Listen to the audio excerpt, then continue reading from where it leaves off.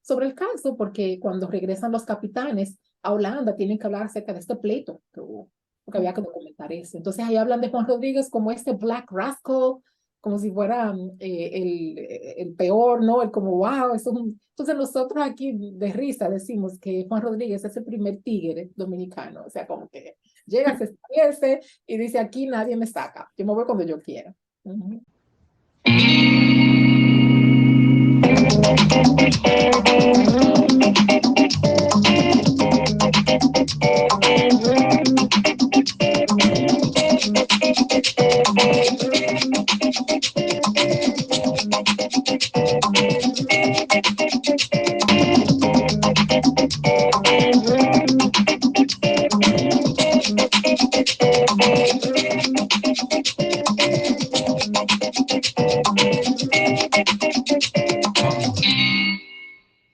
Saludos familia, bienvenidos a Tambora Dialogues. Hoy se celebra el primer día del Mes Nacional de la Herencia Latina o Herencia Hispana en los Estados Unidos y aquí en Tambora Dialogues queríamos iniciar la celebración hablando sobre la experiencia de los inmigrantes dominicanos.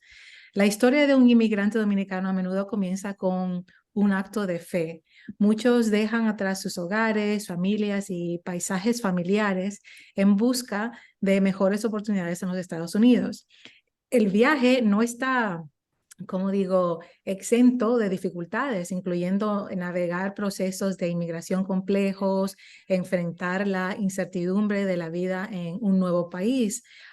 Y al llegar a la ciudad de Nueva York, la barrera del idioma y la adaptación cultural se convierten a veces en desafíos inmediatos. Pero yo soy testigo que ser inmigrante en la ciudad de Nueva York es un testimonio de la resiliencia y la capacidad de adaptación del espíritu humano. Es una historia sobre cómo forjar un camino a través de los desafíos de la inmigración, la discriminación y las disparidades económicas, al mismo tiempo que se celebra la riqueza de la cultura dominicana. En la ciudad que nunca duerme, los inmigrantes dominicanos han dejado su huella contribuyendo al vibrante mosaico de Nueva York. Sus historias, bueno, debo decir, nuestras historias colectivas nos recuerdan la fuerza que surge de la intersección de herencia, esperanza y oportunidad. Y nuestros invitados de hoy, Sara Ponte y Jensen Ortiz, son guardianes de esas ricas historias. Sara es bibliotecaria mayor de la biblioteca de CUNY, Instituto de Estudios Dominicanos en City College de Nueva York, y profesora en las bibliotecas de City College, donde imparta cursos sobre estudios dominicanos, también instrucción bibliográfica. Sara fundó la Biblioteca Dominicana en el 1994 y es la primera bibliotecaria dominicana dedicada exclusivamente a los estudios dominicanos en los Estados Unidos. Y Jensen Ortiz es bibliotecario y archivista. Bienvenidos a ambos a Tambora Dialogues. Muchas gracias, Erasma. Hermosa introducción. Gracias. Gracias, Erasmo, por la introducción y la invitación. Claro, estoy súper entusiasmada que puedan acompañarnos hoy. Bueno, yo quiero compartir con nuestra audiencia el increíble trabajo que hacen ustedes en el CUNY Instituto de Estudios Dominicanos en City College de Nueva York. Les digo a todos que tuve el placer de conocerlos a ambos en el instituto junto con mis dos hijos este verano pasado. Y bueno, les cuento a los dos que le causó una gran impresión a mis dos hijos, pero también a mí. Sara, tú eres la única bibliotecaria dominicana en los Estados Unidos exclusivamente dedicada a los estudios dominicanos y fundaste la biblioteca del instituto. Y en muchos sentidos, como había comentado, eres la guardiana de la historia y las contribuciones y los legados de los dominicanos en los Estados Unidos. Quiero empezar contigo y después, Jensen, quiero hacerte la misma pregunta. Pero ¿nos puedes contar cómo tu trayectoria personal influyó tu trayectoria profesional? Sí, muchas gracias, Erasma. Tengo algo muy importante que decir y muy contenta de decirlo. No soy la única, ya. Ok. Soy la única en mi tiempo, soy la primera, esto nadie me lo va a quitar, pero no soy la única. porque aquí tenemos a Jensen, que es bibliotecario, archivista dedicado exclusivamente a los estudios dominicanos. Tenemos también bibliotecarios dominicanos en Estados Unidos. Así que ya yo estoy solita. Estoy bien contenta de que haya más. De compañía. Sí, y esa es la ventaja de poder trabajar con personas que entiendan el área donde uno está enfocándose y ayuden a que uno siga adelante, ¿no? Siga llevando los estudios dominicanos a donde tienen que llegar. Comencé en el instituto en el 1994, cuando me transferí cuando ya terminé, perdón, casi terminaba mi bachillerato acá en City College. Y comencé a trabajar en el instituto como trabajando estudiando. Se llama College Work Study. Esto es un término que se utiliza aquí en la academia. Y comencé así. Entonces ahí fue que empecé a ver la importancia de organizar la información que en ese tiempo estaba en las oficinas del director de ese tiempo, el fundador del instituto, que es el doctor Silvio Torres Ayán. La doctora Ramón Hernández, que es el director actual y también una de las fundadoras del instituto, siempre estuvo también envuelta. Y comencé de esa manera a organizar la biblioteca y luego ya cuando sentí que necesitaba tener más conocimiento y conocimiento profesional, me fui a estudiar bibliotecología. Y luego ya terminé mi otra maestría y ya por eso estoy en la facultad, soy profesora y también dirijo la biblioteca. Pero comenzó así como algo, los estudiantes venían a buscar información y yo sabía que en la oficina del profesor teníamos alguna y yo le pregunté si podía empezar a organizarla y él me dijo que sí. Y luego me di cuenta, revisando los documentos del instituto, los primeros documentos, que eso era uno de los planes que se tenía, organizar una biblioteca. Yo no sabía, yo solamente entré y dije, bueno, voy a hacer y ya se convierte en una biblioteca internacional reconocida. Uh-huh. Qué bien, muchas gracias, Sara.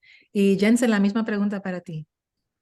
Bueno, yo, mi primer encuentro con el instituto fue cuando estaba en mi último año de la licenciatura en historia, con la profesora Griselda Rodríguez, y el curso era sobre la herencia dominicana, y yo vine a consultar los libros en la biblioteca para ese curso, y así fue que yo conocí a la profesora Ponte y el bibliotecario Nelson Santana, que estaban aquí para recibirnos y ayudarnos en la búsqueda de esos libros.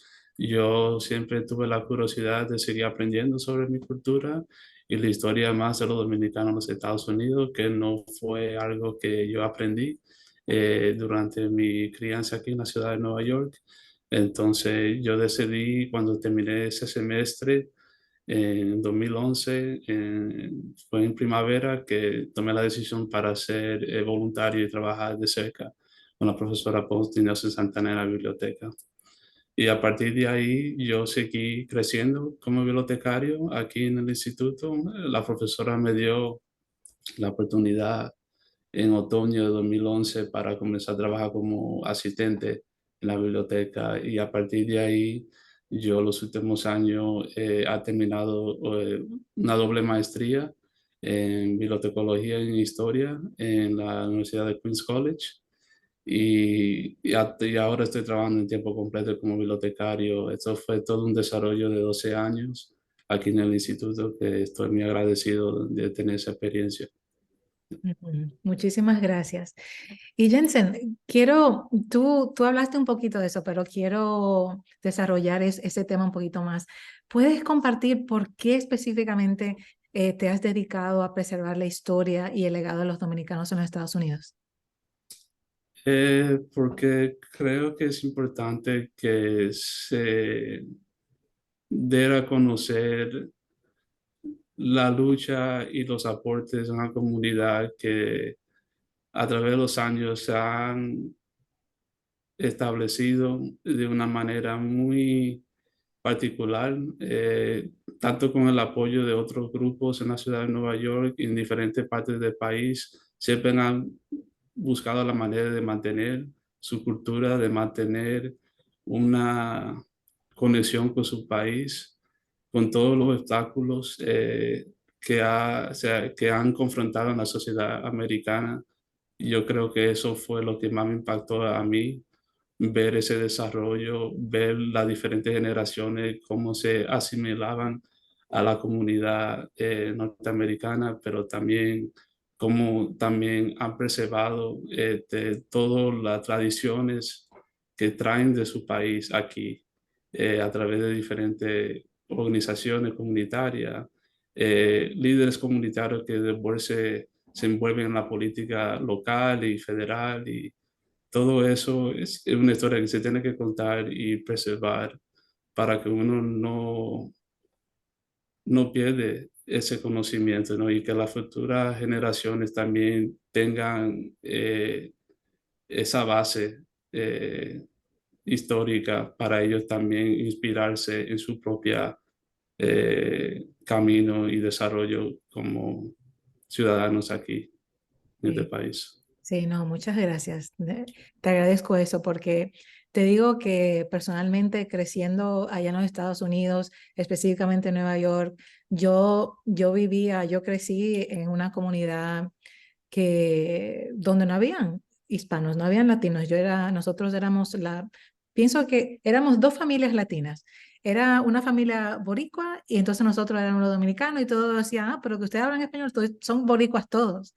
Entonces, retener y preservar esa cultura dominicana fue bastante difícil, ¿verdad? Entonces, mis padres se enfocaron en siempre hablar el español, poner la música, el merengue, la bachata, todo para poder preservar la cultura, la música, la comida, ese sancochito, siempre. Los domingos lo teníamos preparado, entonces también sacrificarse para poder darnos la oportunidad de viajar a la isla de la República Dominicana durante los veranos para mantener esa conexión.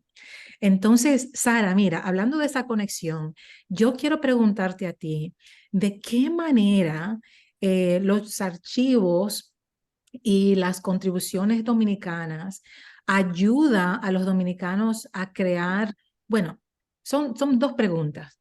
Primero es cómo ese archivo ayuda a los dominicanos a crear una mayor presencia cívica y política en los Estados Unidos, pero también cómo el instituto apoya o sirve como un puente entre la República Dominicana, acá, lo que está pasando acá, y la diáspora allá en los Estados Unidos.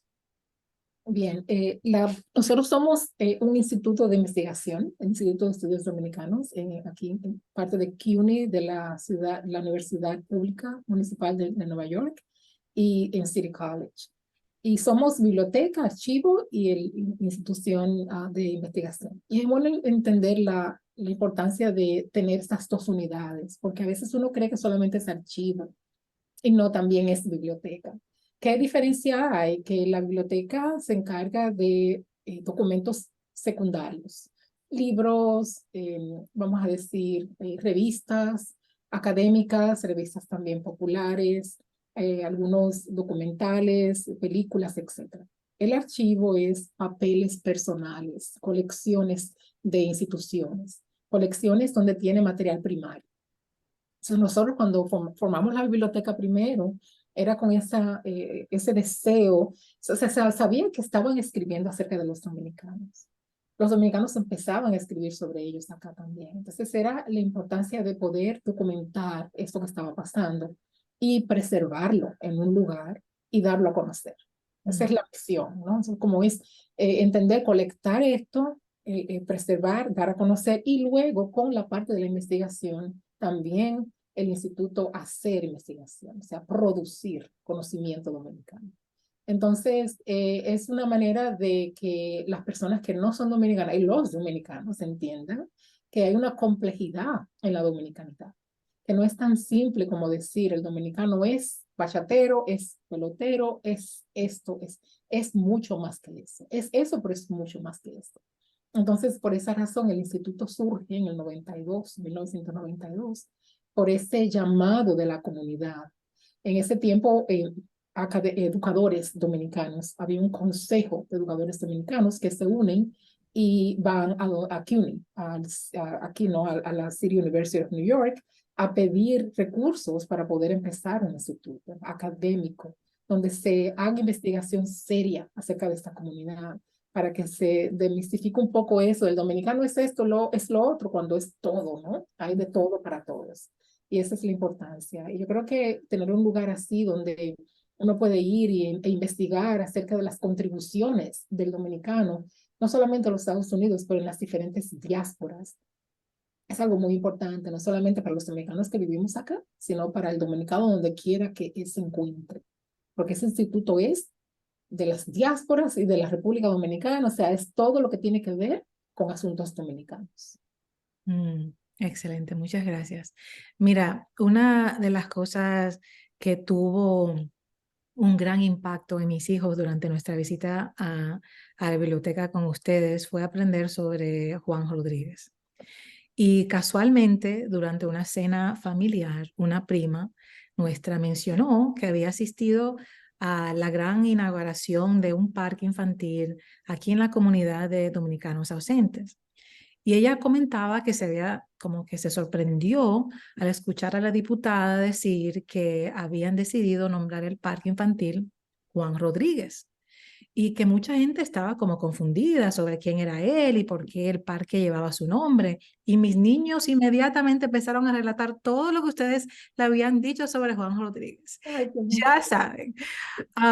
Entonces, para aquellos de nuestros oyentes, tanto aquí en la República Dominicana como en los Estados Unidos y en otras partes, en otras diásporas, que tal vez no sepan quién es, ¿podrían ustedes compartir la historia de Juan Rodríguez? cómo no, cuando pasan estas cosas, Erasma, es que uno dice, estamos haciendo el trabajo y lo estamos haciendo bien. Sí. Ya cuando tus niños pudieron relatar aquello que aprendieron acá en una tarde, o sea, bueno, tus niños son maravillosos, felicidades por eso. Pero bueno, Juan Rodríguez se conoce como el primer inmigrante en la ciudad de Nueva York. Primero que todos los demás, o sea, estamos hablando de los inmigrantes que vinieron de Inglaterra, de los que vinieron de Holanda, etcétera. Juan Rodríguez es el primero. El primero porque se queda. Lo recoge en un barco holandés en Santo Domingo, en ese tiempo La Española, todavía no era el nombre de la República Dominicana, pero era Santo Domingo. Entonces se recogen a este, lo dicen así, negro o mulato de Santo Domingo. Y lo traen porque en ese tiempo estaban explorando, ¿verdad? Diferentes áreas en las Américas y en todas las partes del mundo. Entonces los holandeses estaban en ese afán. Llegan aquí a lo que es Nueva York, lo que es en ese tiempo Manhattan, donde vivían los Lenapis, que son los indígenas nativos de esta área. Y llegan con Juan Rodríguez y con su tripulación. Y Juan Rodríguez, cuando el capitán decide regresar a Holanda, dicen, no, yo me quiero quedar acá, en esta área. Y el capitán no estaba contento, pero ¿qué iba a hacer? Porque hay algo muy importante que la gente tiene que entender. Juan Rodríguez era un hombre negro, mulato, como le decían, pero era un hombre libre, no era esclavizado. Y él podía decidir qué hacer con su vida. Y eso es bien importante porque uno, de una vez que uno escucha negro o mulato en esta época, en el 1613, siglo XVII, uno cree que la persona es esclavizada y no necesariamente. Entonces Juan Rodríguez decide quedarse. Entonces, ¿por qué sabemos de Juan Rodríguez? Por documentos de archivo, documentos primarios que se encontraron en Holanda. En ese tiempo, cuando llega el capitán que se fue para Holanda, porque él quería buscar recursos, él vio que había muchas pieles, que podían hacer trueque, entonces va a Holanda, busca recursos y luego regresa. Y cuando regresa ve que Juan Rodríguez está trabajando con otro barco holandés que acababa de llegar. Entonces ese capitán se enoja y le dice, ¿por qué estás haciendo eso si yo te traje acá? Y ahí Juan Rodríguez le dice, pero que yo soy un hombre libre, yo puedo trabajar con quien yo quiera. Ya desde eso había 9 meses en ese periodo, ¿no? Entonces, ¿qué pasa? Eso significa que Juan Rodríguez es la primera persona que vive con los indígenas solito en este tiempo hasta ahora. Eso es lo que sabemos, lo hace el primer inmigrante. Porque, por ejemplo, los ingleses, Hudson, que es el río Hudson, había venido, pero no se había quedado.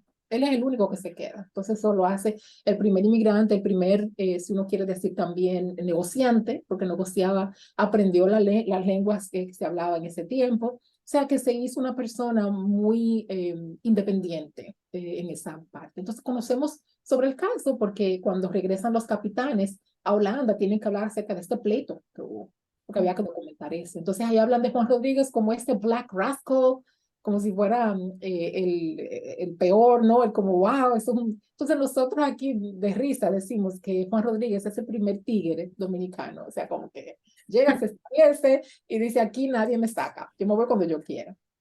Entonces, Sí. Y entonces, Jansen, ¿nos puede explicar cómo llegó esos documentos a ustedes? ¿Cómo le llegó esa historia?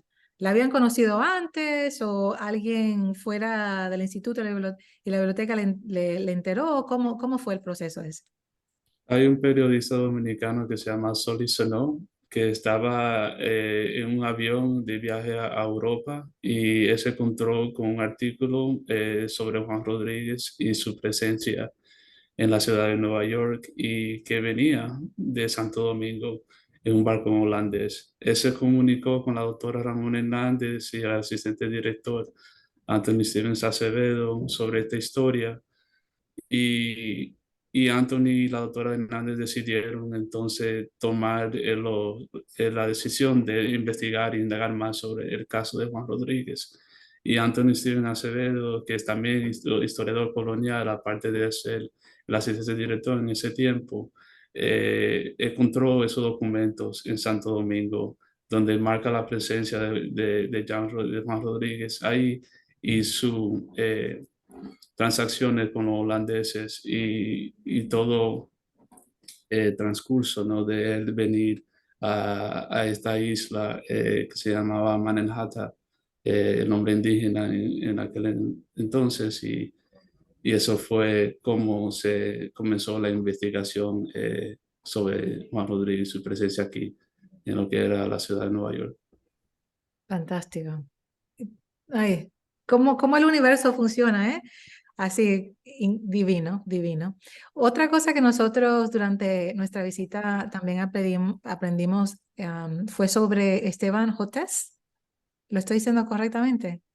Jotés. Sí, Sí, quien nació en el 1919 en Moca, aquí en la República Dominicana, y llegó a Manhattan a los 4 años con su madre y su hermana, pienso su hermana menor, y cuando empezó la Segunda Guerra Mundial, ingresó al Cuerpo Aéreo del Ejército de los Estados Unidos y fue miembro del prestigioso Tuskegee Airmen, ¿verdad?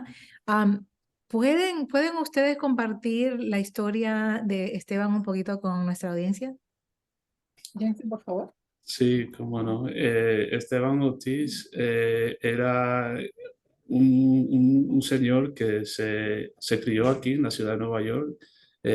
Como usted mencionó, llegó en el año 1923 a la edad de 4 años y cuando ya se incorpora en las Fuerzas Armadas norteamericanas, está en un momento donde está también teniendo la experiencia de lo que era la segregación racial en esos años en conjunto con sus compañeros pilotos. Y lo que sucedió fue que él tomó la decisión de también, de una forma eh, solidaria con los otros pilotos afroamericanos, de enfrentar la segregación racial que estaban pasando. Ellos estaban estacionado en Indiana, en Field, Indiana específicamente, en marzo de 1945. Él ya ingresó en 1942 y ya en esos 3 años ha visto cómo fue el trato y él dijo que no iba a permitir que eso sucediera y, y luchó para que eso no se terminara, ese abuso por su color de piel junto a los otros pilotos de Tuskegee Airmen. Y entonces ellos organizaron un meeting en 1945 que se llamó The Freeman Field Mutiny. En marzo y en abril ya explotó la noticia de este meeting y esta protesta que organizaron los pilotos a nivel nacional. Ortiz fue muy consciente de su participación en este momento histórico porque en los archivos tenemos los recortes de periódico donde documentas también su participación en esa lucha. Y a partir de ahí, el año siguiente, en 1946, Ortiz lamentablemente perdió la vida en combate aéreo.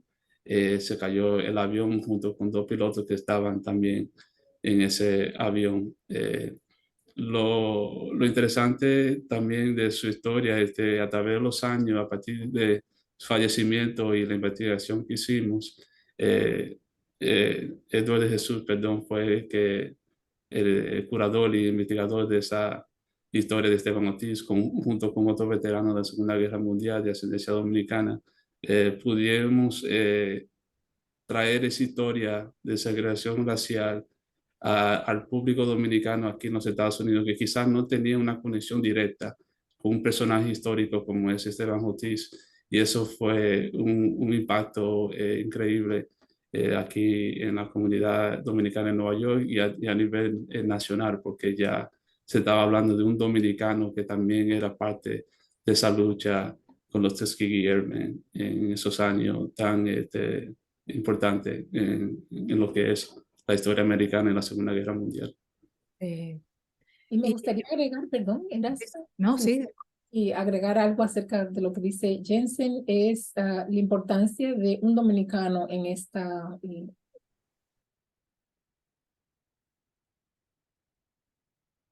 se han encontrado solamente, creo que hay pocos latinos, afrolatinos, y creo que haitianos han encontrado, pero dominicanos es el único. Y la importancia que eso tiene de insertar la dominicanidad en tantas diferentes áreas que quizás nadie sabía y nos mantienen como a un lado cuando hemos estado dentro desde el primer día, ¿no? Con Juan Rodríguez. Entonces yo creo que eso cambia un poco ese discurso del dominicano acabado de llegar, el dominicano que no está en nada que tenga que ver con lo que está pasando en el país de Estados Unidos. Eso cambia mucho esa perspectiva.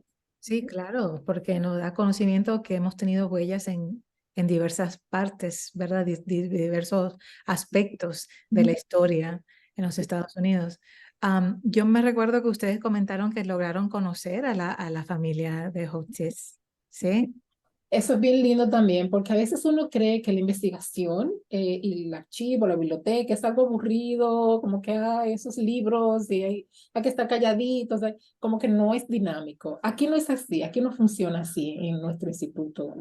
Sucede que cuando Edward de Jesús está investigando y consigue el nombre de esta persona, él también consigue la información de la familia de él, de la familia, vamos a decir la esposa, ¿verdad? La familia de la esposa. Hay una hija que todavía vive, tuvo dos hijas.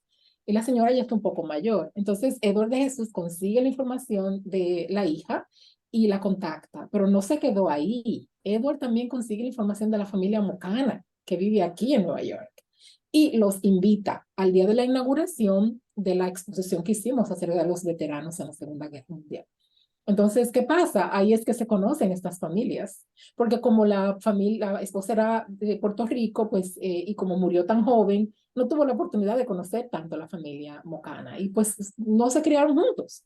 ¿Qué pasa? Debido a la investigación que hace el instituto y el trabajo que hizo Edward de acercar a estas familias, se conocen el día aquí en esa inauguración de la exposición. Y esa gente lloró que no había manera.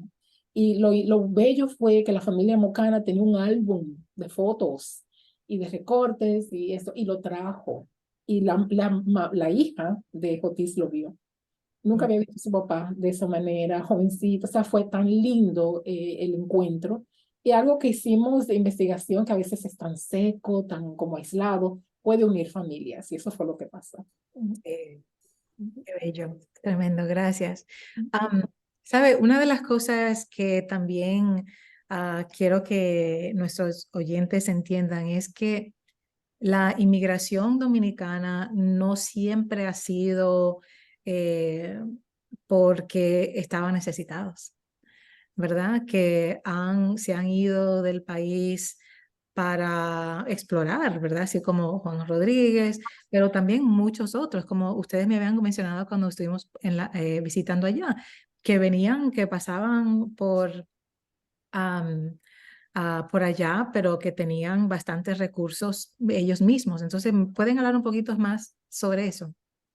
Sí, sí, los inmigrantes que llegaron a través de Ellis Island, ¿ya? Que es el puerto de inmigración de esa época, 1894, ¿verdad, Jensen? Hasta 1924. Correcto. Sí. Sí, entonces, en esa época vinieron más de 5.000 dominicanos. Y esa información la está recopilando la doctora Hernández, que es su área de investigación como socióloga. ¿Y qué pasa? En esto, y Jotis vino en esa época, él es también uno de esos inmigrantes.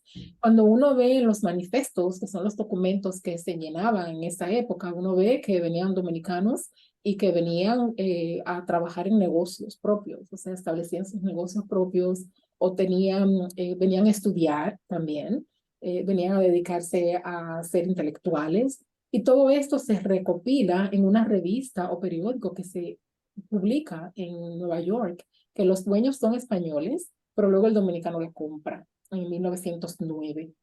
La revista dura desde 1892 hasta el 1918.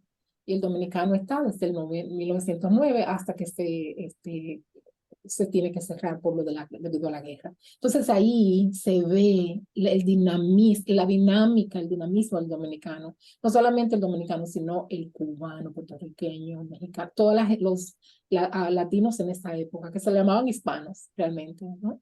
Y entonces eso es un trabajo bellísimo que uno ve, como tú dices, el dominicano ha viajado desde siempre y no necesariamente porque tenía necesidades económicas. También pasaba mucho que había mucha inestabilidad política en el país y también muchos de estos dominicanos salían para que sus hijos estudiaran fuera o para establecer negocios acá. Jason puede hablar un poquito de eso porque él también trabajó en el proyecto con la doctora Hernández. Sí, yo fui a tomarle fotos a un diplomático que se llama Ulises Espaillat, que trabajó en lo que era la escena y el ambiente diplomático en Washington, D.C., el capital de los Estados Unidos, y él se casó con una americana que se llamaba Grace Rutherford.